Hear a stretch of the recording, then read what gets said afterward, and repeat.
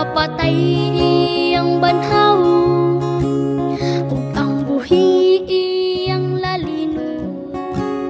Pagkatahon nga huna-hunaon, kita ni Kristo iyang sugaton. Dituon niya sa kalangitan, uban sa manulundang panon.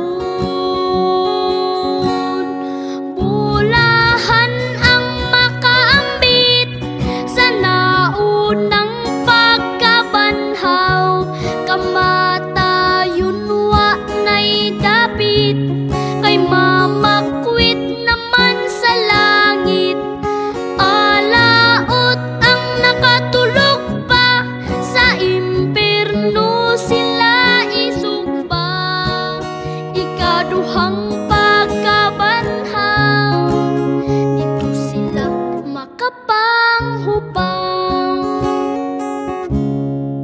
O igsuon, ikaw akong dasigon, sa pag-alagad magapadayon. Aron unya imong maang